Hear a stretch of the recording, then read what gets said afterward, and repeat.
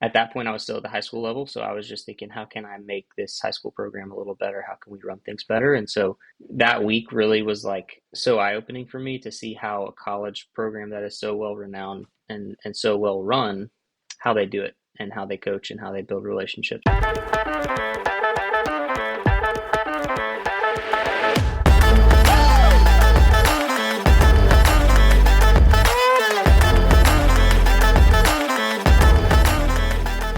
Hello, and welcome to the Kick It with Katie podcast.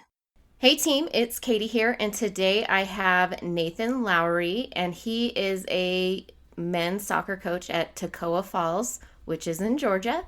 And thank you, Nathan, for being willing to come on today. But why don't you go ahead and introduce yourself, let everybody know where you're from, your soccer background, and where you are now. Awesome. Yeah, well, first of all, thank you for having me on. Really excited to be here. So, like Katie mentioned, I am the head coach at Toccoa Falls College in North Georgia.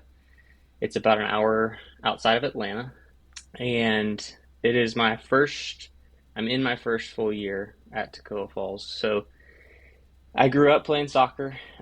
Started when I was at the age of 5, and there's some little girl out there that I have to thank. She broke her arm, unfortunately, and that's what gave me a spot on this recreation team. That this spot opened up, and my parents said, "Do you want to play? There's an opening." So I jumped in, and that was day one, and loved it ever since. So started playing when I was 5.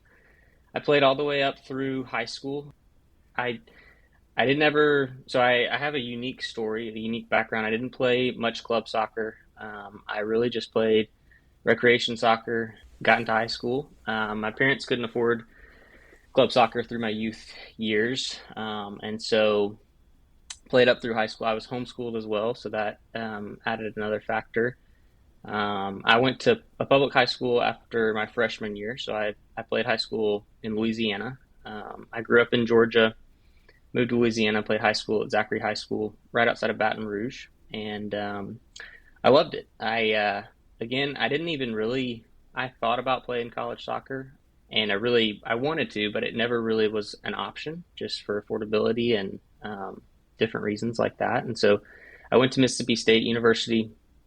I studied forestry and natural resources. I went into that field for 2 years, and I knew after that very quickly that teaching and coaching was the route that I wanted to go into. And so, yeah, a unique background. It's, in fact, one of my least favorite questions that I've learned to be asked is, do you play college soccer? Because most people expect a college soccer coach to have played college soccer. And it's one of those things where I look back and I think it might be one of my regrets, but I also am a big believer that there aren't many things to regret, because I believe that the Lord uses things in my life to direct me and guide me, and that's one of those things. So, yeah, so then I went into the field of forestry for 2 years, which took my wife and I to Austin, Texas, and we loved it. We were there for 5 years, but after 2 years or so, I had many different instances that were opportunities to teach or coach at the recreational level, whether it was teaching a class or coaching a rec team just on a volunteer status. And so I knew that there was this itch to teach. And so my wife looked at me one day and she said, "You keep talking about this. You keep saying this is what you want to do, but you're not doing anything about it. So why don't you put your money where your mouth is?" And so I got my teaching certificate and went and taught special education at a high school in Austin, Texas, Bowie High School. And I loved it. I was there for 3 years. I was an assistant boys coach at that high school. And I loved those 3 years. I coached JVB, the freshman team, my first year, and then was given the opportunity to coach the JVA team. Had a lot of fun just building relationships there. And as I began getting into coaching, I realized there was just so much more to coaching than what, the surface level looks like. Mm-hmm. Obviously, there's leadership and relationships, and then there's the game, and there's so much to learn within the game. And so I started looking for different opportunities and started coaching club soccer, and then had the opportunity to be a volunteer assistant at a Division II women's program in Austin, St. Edward's University. And then from there, was honestly just blessed to have this opportunity come across, and it's back closer to family and all sorts of stuff. So I was really, I'm to be honest, underqualified, but I love it and I'm learning a lot and just growing through it. And as far as like your coaching career so far, how have you been going through like the coaching courses? Like have you like myself, obviously most coaches we have to go through the grassroots program with US Soccer. So how has that been with you doing that and then also, having coaching positions? Yeah. So that was kind of one of the biggest things that started to drive my desire to get deeper into coaching and learn more on the education side.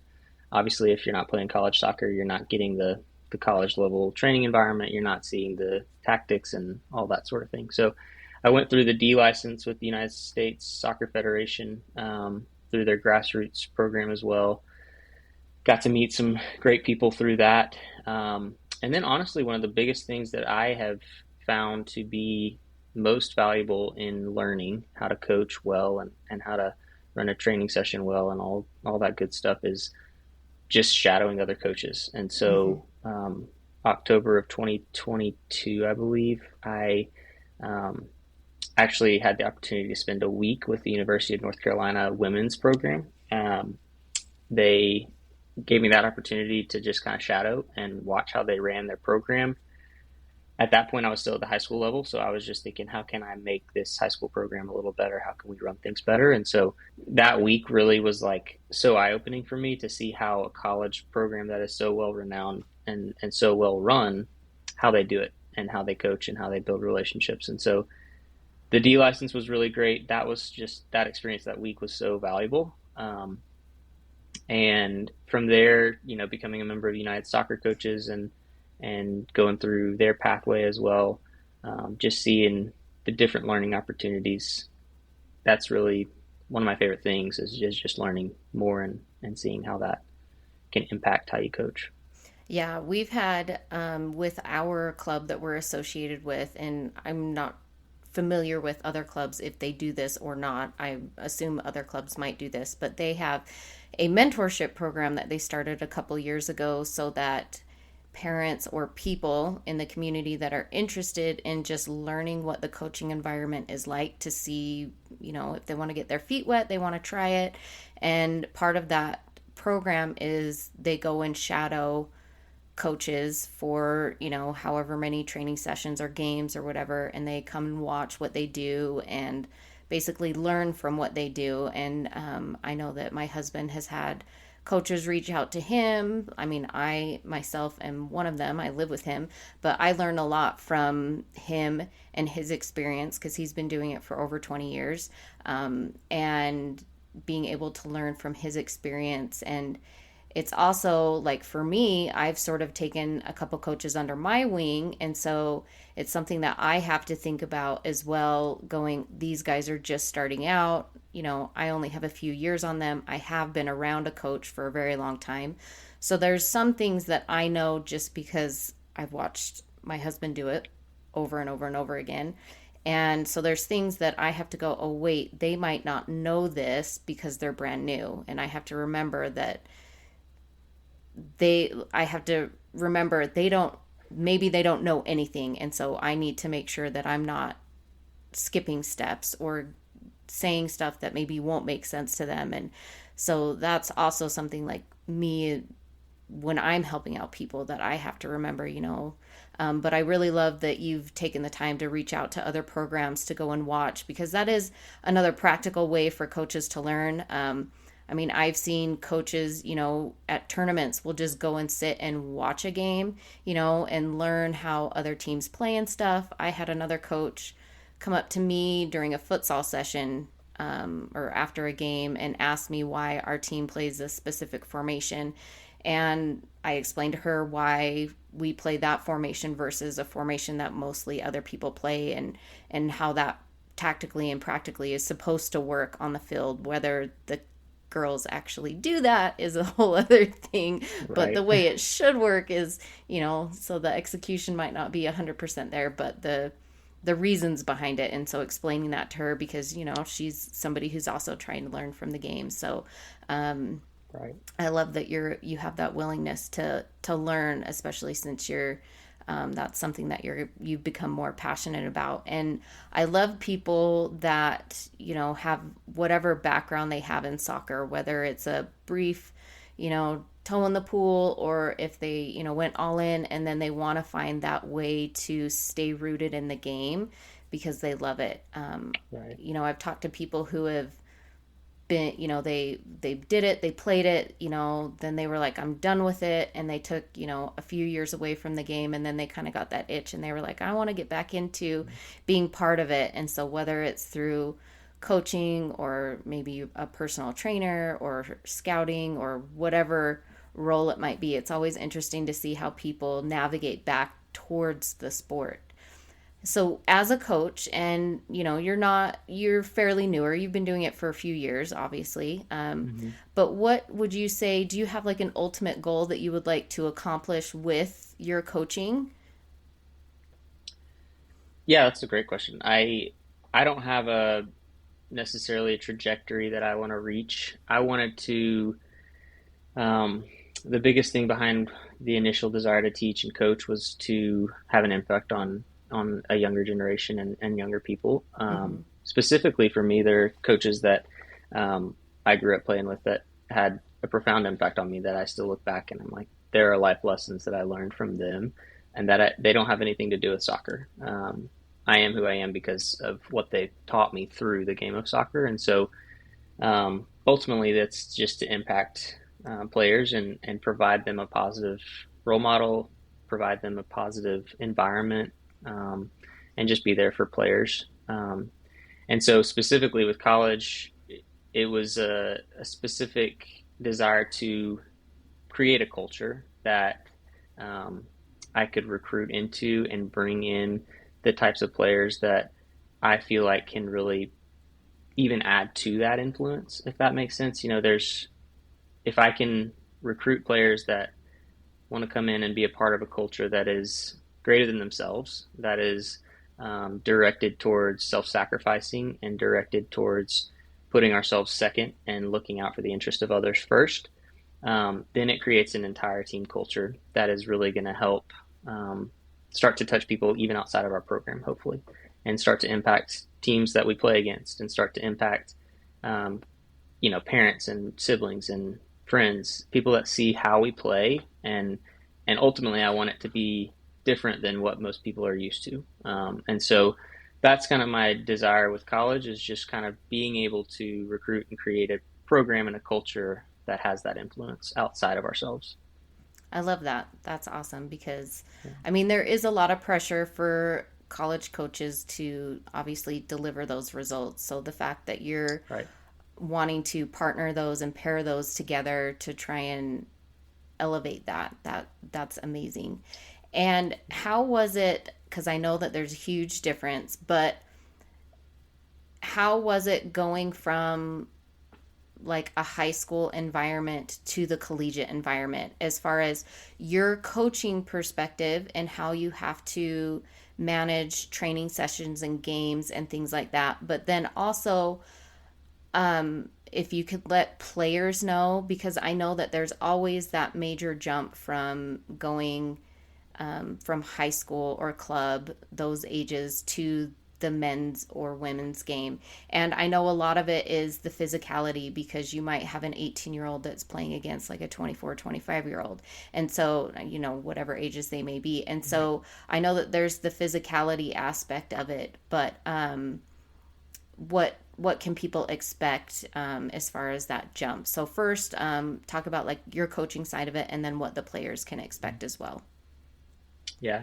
From a coach's perspective, it's much more demanding and much more, the expectations are much greater, as you can imagine. Not necessarily with wins and losses, but just with the amount of work that you have to do. And so thankfully I had the time management skills, the organization to be able to go from teaching, right? I was teaching all day and then coaching. And so that helped with just the matter of balancing those things. Going into coaching at the college level is scheduling, administration, recruiting, training session, game planning, film review, all sorts of different things that people don't think about necessarily. At Mm-hmm. least I didn't think about it when I was at the high school level.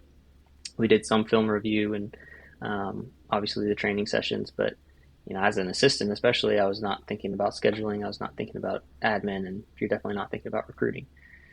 Um, and then the next thing from a coach's perspective is honestly the facilities. It's really interesting to see, unless you're at a high level Division One, Division Two, some Division threes have great facilities. Um, the facilities aren't always going to be up to par with certain high schools. A lot of times high schools, my high school had better facilities than we have right now. And so it's just a different mindset, a different perspective. And it really comes down to it shows what are you there for? Are you there for the bells and whistles, or are you there to play soccer and put the work in and do what you love? Um, from a player's perspective, like you said, the physicality, age difference sometimes.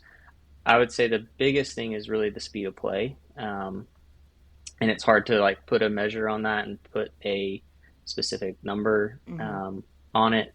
That's always a problem for coaches and players. Like speed of play is just tossed out there, but you really start to see it when, as freshmen that are, or maybe seniors that are coming to train with a team at the college level.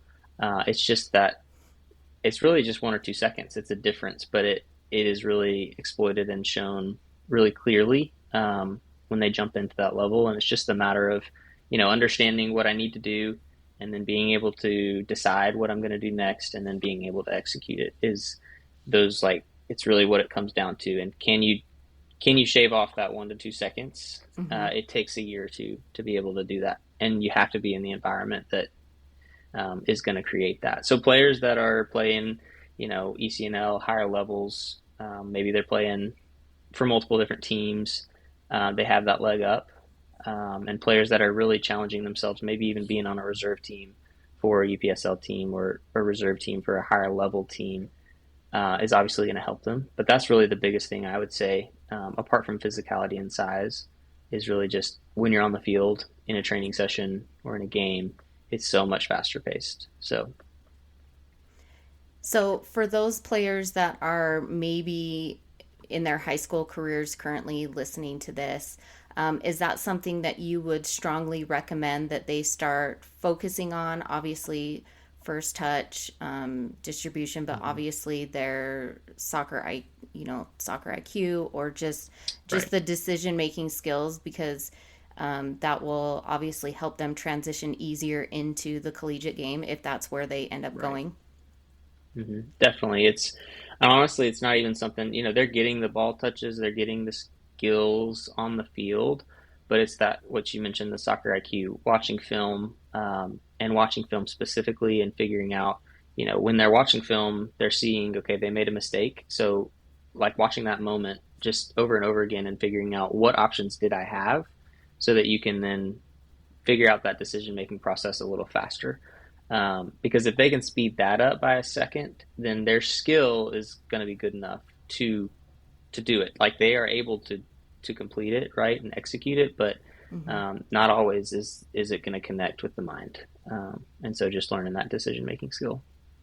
Yeah, and it's obviously it's a progression, because sometimes I feel like I coached in a game yesterday for their 2015 girls, and they're a good, they're a good decent team. They're not the top team. They're not like a bottom team in their age group in our Mm-hmm. area. They're just they're finding their sea legs. And sometimes I feel like, not necessarily with my group or any specific group that I can think of, but at younger ages, I feel like sometimes parents expect their kids to have the touches that high school, collegiate, or professionals have. And it's like, Mm-hmm. nah, that's going to take a Mm-hmm. really long time for them to get Takes a there. lot of repetition. And sometimes, it's also really hard for coaches. And I've talked about with other people about this, where some coaches are meant to only coach certain ages, whether it's they coach the older ages or the younger ages. Some people can, they do really well with collegiate, but they don't do well with youth. They're different ball games, and it's different personalities and things that have to be developed and taught at certain ages. And some people are better at communicating that than others. So that's another thing is, the parenting, making sure that, you and your coaches are on the same page, that we're not trying to overcomplicate things at the younger ages, because those are the core skills. Like I tell my players, you tell me a professional player that doesn't dribble the ball. Like none of them, everybody has to dribble the ball. There's no player that you should be able to list that doesn't dribble the ball. Even goalkeepers, like they have to be able to have those touches on the ball. And so that's what, those core things to teach at those younger ages that I've tried to focus on with people. They see other teams who are like, maybe passing or, trying to do all these things. And I'm like, no, right now we just need to focus on dribbling, and then the other stuff will come as they get older. And so it's kind of the same thing as you go out through the ranks. So obviously you're going to master certain skills, and then as you get older, and then you're looking to go, after high school, collegiate or possibly professionally or whatever, then thinking about those, the quicker touches and shaving off that time, like you said, watching that game film and making sure that you're even just watching professional games as well, like getting as much soccer as you can so that you can kind of see, hey, look at what that person did. Not saying that you have to be able to go out and do that, but, seeing that, oh, that is an option for me, or that's a great play, or something like that. Because that's ultimately what a lot of kids would like to do eventually, is either play at that higher level, whether it's professionally, collegiately, or something. For your college, so is yours just a junior college, Toccoa Falls? So ours is it's a 4-year college. It's actually within the NCCAA, so National Christian Collegiate Athletic Association, and we are Division two. So a lot of people honestly don't know that that exists, but we're very similar to NCAA Division three, Mm-hmm. in that we are private and we can't offer athletic scholarships. So all of the scholarship money that we offer is through academics. Okay. So that's also good for people to know. Like, obviously, something I just learned right now. You can still play soccer, but you probably have to have decent grades, especially if you're Yes, looking for so scholarship important. at certain schools. And so Hmm. that's that's interesting information, because I haven't looked into anything like that. My kids aren't old Yeah. enough yet, but there's definitely varieties. I mean, I know that one of the biggest things that people have stressed is, you don't have to play D1, D2, D3. You can play junior. Hmm. Like, don't set your sights on any one. Like, playing college soccer is still playing college soccer, regardless of what level it is. Um, so make sure that the school and the program that you're choosing fits best with you, not just Right. based off of what scholarship can I get. Right. And so for your program, do you go out and recruit nationally, internationally? How do you guys work recruiting with your program? So it's for us, we don't have an international scholarship. We don't offer that. So we don't really I don't really look internationally. And honestly, I don't look a whole lot nationally either. If students come to me and our school is the right fit for them, then obviously I want to talk to them and get to know them better. But it is super helpful to find in-state students. So I mostly look in the state of Georgia, and that's specifically for, again, the academic reasons. Because if I have a student that is doing well academically, they're going to qualify for the academic scholarship that we offer, and then they're also going to qualify for the Hope Scholarship, which is an in-state scholarship in Georgia, that is based off of academics. So it really helps the affordability piece and helps get provide an opportunity to players that might not otherwise be able to play college soccer. Good information to know, for people to be able to look. And you did say that it is like a private college. So I Mhm. know that in my state, we also have like a Christian college. It's BYU. Many people are familiar Mhm. with it, Brigham Young University. So was it kind of similar to that in a way? I know that Brigham Young is a little bit bigger. Um, Mhm. but is it similar as far as like code of ethics or things like that that people have to follow? I imagine it would be. I don't know the specific differences, but obviously we have rules and we are very faith based, and so students that apply, they provide a testimony of faith, and we want them to be, Christians. However, I wouldn't say that we don't ever turn someone away. We just kind of work with them and figure out, if we have a student that maybe isn't a believer, we still want them to be a part, and we want them to be a part of our culture. We want to be able to be a light and bring them in. And so it's not like you have to be a Christian. It's more of, we are very faith based, and we want you to know that, because we don't want someone who's opposed to that to come in and not really fit the school because Mm-hmm. for their own well being. Right. So we want to make it very clear, but we don't want to turn people away. Yeah. Yeah. And I get that because there's a lot of school. I mean, there's plenty of schools out there that kind of had the same thing. And, some people, they go, oh, that's not really of interest to me. I don't want to have to deal with that aspect. And so they obviously choose to go elsewhere. So that's also very important when you're picking any college, whether you're going to play a sport or not. Mm-hmm. Make sure you know what their if they have like a specific value or something, so that way when you get there that you're not going, whoa, what is this environment that Right. I'm in? I'm not familiar with Yeah. it. Hopefully you've done your research if you're going to be going there. Right. For But 4 years. yeah, but obviously make sure that it aligns with whatever your lifestyle is and whatever your beliefs are, whatever those may be, and that they fit well with you. And for your program, has it been around for a while, or is I know that some schools have newer men's programs, some have been there for a while. So Mm-hmm. how would you say your program is? It's been there for a good bit of time. On our website, it goes back, our electronic archives go back to 2015, but it's been around since the 80s or 90s, I believe. So it's been around for a while. Yeah, and it was kind of it's almost as if I took over a new program though, in some sense, because I got there in the beginning of August and I had 8 players on my roster, and we were 2 weeks away from the start of the season.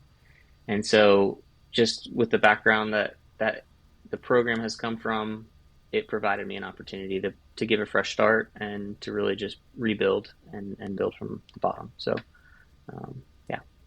Yeah, and I've seen a few college coaches in my area who have either built or taken over a program and been able to kind of mold it into the kind of Hmm. program that they want to be. So that's really cool that you've kind of been able to not necessarily 100% start from scratch, but you've been able Right. to do that in the short amount of time that you've been there. And for those people that are looking to go to other colleges or universities to play college soccer, do you have any advice for them as far as maybe being noticed by college coaches, specific things that you might be looking for if you're going to scout somebody in state locally for you? Just any advice that you could give players on the pitch? Yeah. I would say, honestly, the two things that I would give advice on is not necessarily on the pitch. Mm-hmm. It's kind of what we mentioned, grades, and just making sure that you're staying on top of things in the classroom. Because if you're not doing that, then coaches are going to see that and they're going to take notice of that. And so you don't want to be noticed in that way, right? Mm-hmm. It's a 3.5 GPA is going to be something that isn't talked about a lot, but it's really valuable, especially depending on the college, depending on the school. Because what kids don't think about is they want the athletic scholarship, but they also forget that maybe you can get both, and you have to have Mm-hmm. um, the grades to be able to get both. So that's the first thing, and then the second thing is just communication. I would say that you're part of the recruiting process now is recruiting yourself, and so if there's a school out there that a player really wants to attend, it's communication and it's persistence, because some of those schools that they really want to attend aren't necessarily going to respond back on the first one because they have so many emails coming through, they have so much to do, and so just being persistent with that. It's nothing's wrong with sending a follow up email 1 week after and Mm-hmm. continuing to do that until you get a response. You may get a no, but at least you get a response. And then on the flip side of things, communication across all the board, even when maybe a school isn't your top choice, just communicate with the coach, whether it's not the right fit for me, or maybe it's I'm trying to figure out finances, or maybe it's I'm waiting to hear from this school. I'm trying to make a visit here, and just communicating with that. That way you don't burn bridges with coaches. Maybe 1 year down the road, things didn't work out at the school, and so you want to transfer, or so just basic communication skills, and just making sure that you're being persistent and you're um, keeping in mind that communication is key. Yeah, that's great advice because as far as like the academic stuff goes, I know that I've seen plenty of great soccer players who could have played collegiately and they just didn't have the grades to do it.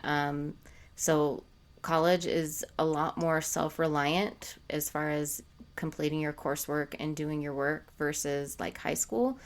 You have a lot more help and support in high school that I feel like, at least for my part, in my collegiate experience, playing or not playing, going to college, it's very much you want to be here, you want to do this, you're on your own kind of a thing for your assignments.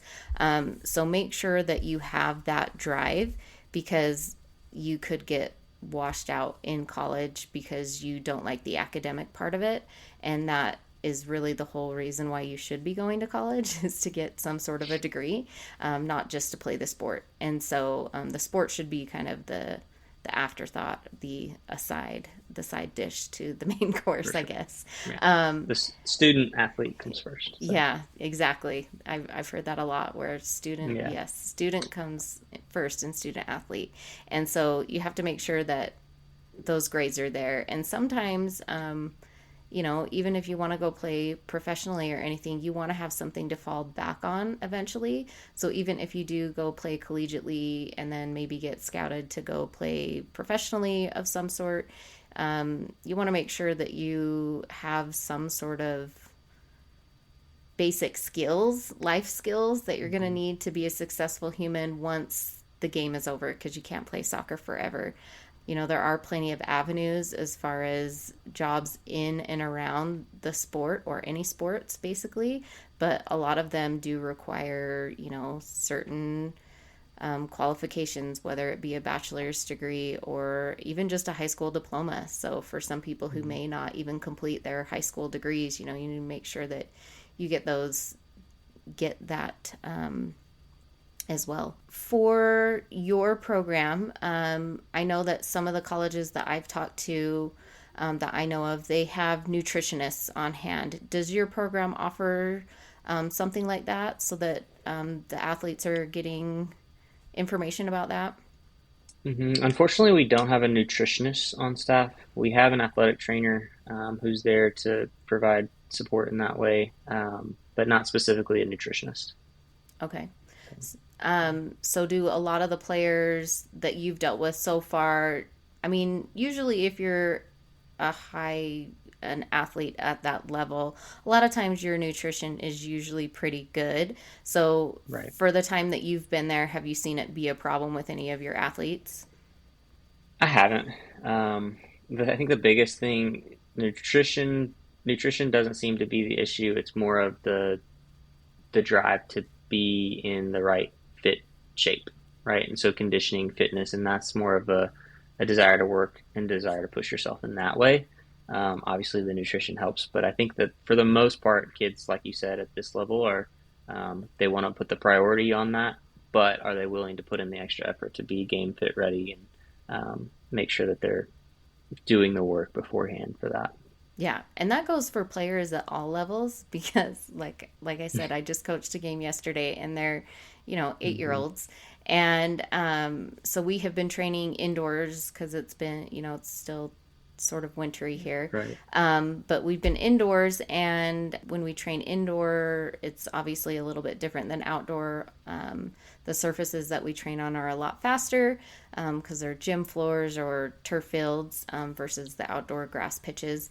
But one of the things for all the teams that I coach, when I do like a warm up and things, we're dribbling around, we're doing certain things that actually help with conditioning their bodies. And a Hmm. lot of them don't take it very seriously and they're just like, oh, we're just dribbling right now. This is so dumb. Like, why am I doing this? And I tell them over and over and over and over again, this is prepping you for a game. I said, I can make you go run around the soccer field or around the school. I can make you run in Hmm. circles to get you guys fit, but this is more game like because you actually have a ball at your feet. So it's accomplishing two Right. things at the same time. And anyway, so some people just don't take it seriously. I need to go get a drink. I need to go to the bathroom. I need to tie my shoe Hmm. 10 times. And anyway, so then when they go into games, and I'm sure other coaches out there, if you're listening, you can totally relate to this. They get out there to games and they're just not fit. And it's Hmm. like, I've been telling you guys 4 months, all year long, whatever, that when we do these certain aspects of the game, that they're physically preparing your body to be in a game. So there's a method to the madness, and there is a reason why we're doing this. It's so when you go out on the field and you're out there for 5 minutes, you're not out of breath. Just Right. because you made one run up the field. And, they are eight, and so they can bounce back pretty fast. But, even as you get older, making sure that you're not cutting those corners, because if you want to take your game to a higher level, then you also need to be physically in shape for that. And whether that's nutritionally or athletically, mentally, making sure that you're covering all those aspects of the game. Do you have any information or any advice that you would like to share with other coaches or parents or players? Honestly, I think, the communication grades were the two big things. The only other thing I would say is, honestly, just if it's a dream of theirs, of whether it's the player or, the parents want to help their player meet those dreams, to really pursue it. I think that a lot of times, or at least the players that I talk to, the number one reason is um, the financial reason that holds them back from playing collegiate soccer. And so, um, obviously, at different schools, it's different. If you can offer athletic scholarship, if you're that quality of talent, you have a different pathway to go. But there are a lot of players, I think, that miss out on the opportunity. They could go play college soccer, but they don't. They miss out on the opportunity because they don't look enough into the details of the cost. And I think a lot of times it just gets drawn up to it's going to be too expensive, and I don't want to take out the loans, which is true, and it could be very like that could be very well be true. But at least do the research and really dig into it because there are a lot of times that I can turn a $30,000 tuition, room and board, meal plan into $5,000 or $6,000 for a student if they're just willing to do a little bit of extra work on the research side and also just on the scholarship side. And it really is more feasible than a lot of people think if they're doing it right and if they have the right people just kind of helping them and guide them through it. So really just pursue it and go after it if it's something that you want. I totally agree. And also look into scholarships or grants that could be available to you. Because I remember when I was looking to go to university, and one of our high school teachers was like, look at all these random scholarships that you could apply for. And it might only be like, Mm-hmm. $500. But if you get a few of those, it equals a couple $1,000s, which could be like a whole semester of school or something like, a whole year of school Right. or something.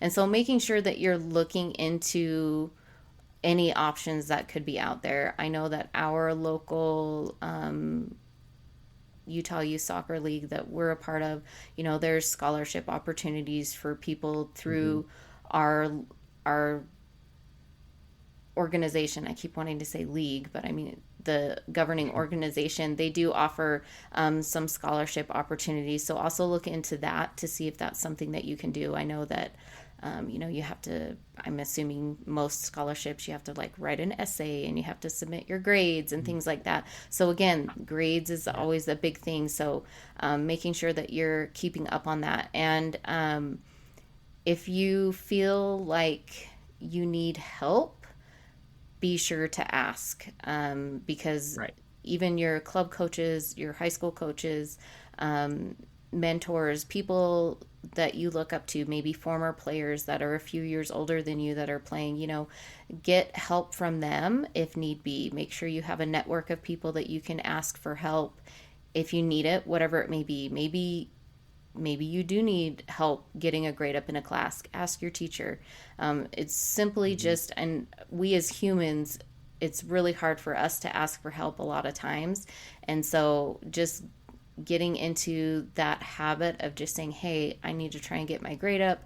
I want to be this big athlete, whatever. I want to accomplish this. So what can I do to help course correct that? And a lot of teachers will respect that as well, because they want their students to succeed. And so make sure to ask your teachers and your coaches and the people around you if you do need assistance in some way, because more than likely they will be willing to help you and you just maybe didn't realize it. So it's always good information Absolutely. to know. Yeah, definitely. Well, Nathan, that is all I have for you today. Do you have any questions for me or any lasting parting words that you want to leave the listener with? Yeah, I don't think so. I really appreciate you having me on. Yeah, it's been great, and hearing your perspective and what your program does, and hearing about your coaching career. And I also really loved that, like you said, you didn't have the opportunity to like play club soccer, but you still were able to play soccer continuously, and that it was something that Mhm. you enjoyed. And so I really love that, because I know there are a lot of people, because obviously the programs a lot around here in the United States are expensive, and So expensive. so sometimes you have to find something that is lesser or different, but it doesn't lesser in cost. I'm not saying lesser as far as like soccer, Right, but you right. can still find a program that can fit your family's needs and budgets. I talked with a mom recently on an episode I recorded that will be coming out in May, and it was very eye opening that another mom was very conscious, saying, what I can afford for my kids is very different than my neighbor down the street. And so making sure that parents are putting their kids in activities that their family can afford, and making sure that you're Right, not going above and beyond just to put your kid in some right. elite program because you think that that's what they have to do. So don't, make sure that you're looking at all the different program options, because you can still find a quality program that your family can afford and still provide that soccer experience for your child Yeah, if that's what they want. absolutely. All right. Well, I've really enjoyed this today, and thank you so much for coming on. Yeah, And if you guys have any information or questions that you want to hear about Toccoa Falls, you can reach out to Nathan on Instagram. I will link his information in the show notes, or you can find his college information as well in the show notes, and you can give them a look if that's possibly a school you might be interested in going to. awesome. Okay. Thank you, Thanks so much, Nathan. Katie. I've enjoyed it. Yeah. Have a great day. Thanks for kicking it with me, and have a great day.